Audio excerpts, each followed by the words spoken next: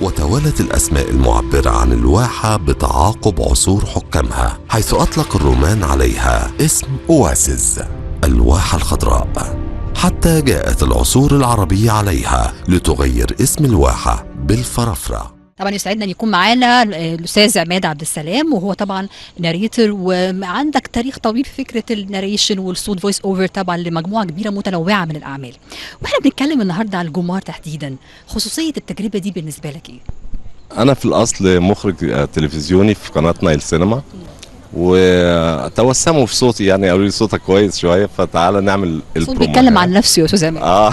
ربنا يخليك يا فندم، ميرسي جدا. اخدت تجربه التعليق الصوتي والناريشن والفويس اوفر، والحمد لله كنت موفق لحد ما. طب قولي، لو بتحضر لتجربه زي كده، ايه الحاجات اللي في ذهنك ممكن تكون بتحطها وانت بتستعد لتجربه زي كده ليها زي ما قلت خصوصيه مختلفه تماما؟ كلنا بنحاول برضو ان يكون في انتاج يليق بالتلفزيون المصري ويليق بقطاع القنوات المتخصصه. طبعا. الجمار تقريبا هم صوروا كتير جدا، صوروا مرتين وسافروا مرتين.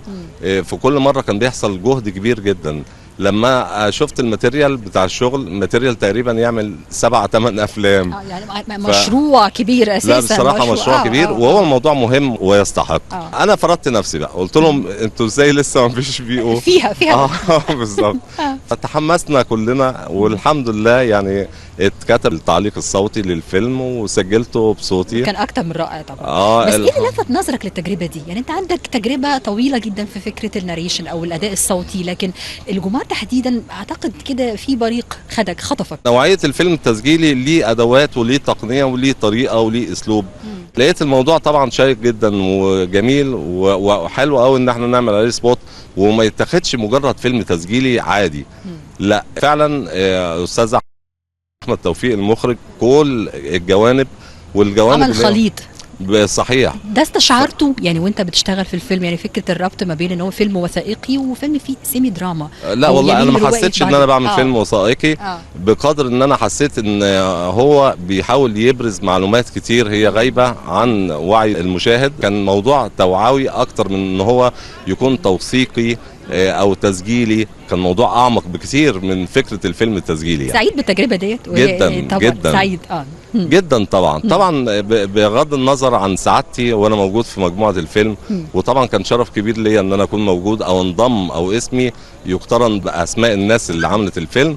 التجربه جميله جدا، ويا ريت نكثر من ده، نركز الفتره الجايه نركز على الحاجات المهمه اللي بتتمتع بيها بلدنا، واحنا للاسف ما بنبقاش حاسين بيها. اكيد. انا في النهايه بشكرك جدا طبعا مخرج عماد عبد السلام، ويعني تجربه موفقه. ميرسي ليك. شكرا يا فندم. شكرا.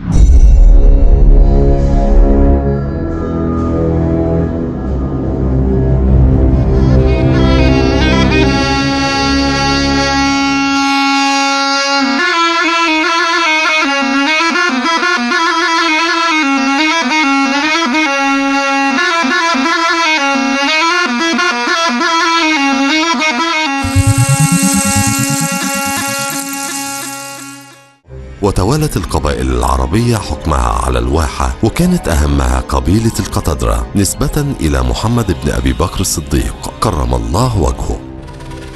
قصر الفرافرة لا تستطيع أن تحدد من معالمه شيئا حاليا، ولكنه كان مقر للحكم قديما،